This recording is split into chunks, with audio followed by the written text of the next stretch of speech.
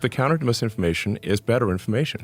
Not just that, but having it checked in real time by the community. So you have millions of people that can go over it and debate whether or not this is true or that's true. Like the best way to understand the truth of things is don't take anyone's opinion for it. Look at the source material.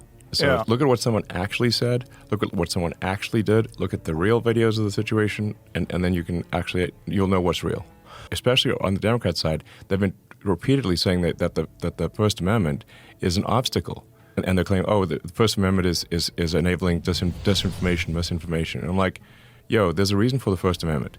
Freedom of speech, the reason the founders of the country put the freedom of speech there is because they came from countries where if you spoke your mind, you would get shot or imprisoned. That's why the First Amendment exists. And the Second Amendment is there to stop the tyranny of government. The Second Amendment, the right to bear arms, is there to protect freedom of speech. And I've had these debates, especially with people in LA, because they're like, want to take everyone's guns away. And I'm like, yo, can you guarantee me that that we will never have a tyrannical government in the United States? Can you make that guarantee?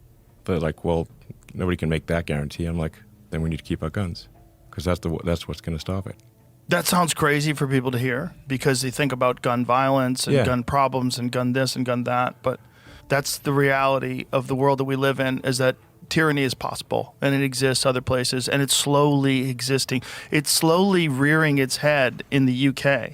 You're seeing, I think the number of people that have been arrested for just social media posts is bananas. It's in the thousands. Yes, several thousand people have been given prison sentences in the UK for social media posts where there was no explicit link to actual violence, but they just said it encouraged violence. I'm like, well, did anyone actually do anything as a result of that media post? Well, no.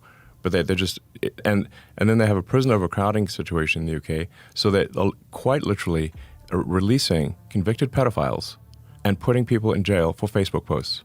That's an actual thing happening in Britain. Like you're like, it's so wild that people can't see. Is going on. And what's insane to me is Orwell fiction again. Yeah. But it's all being encouraged by the left. Ketanji Brown Jackson.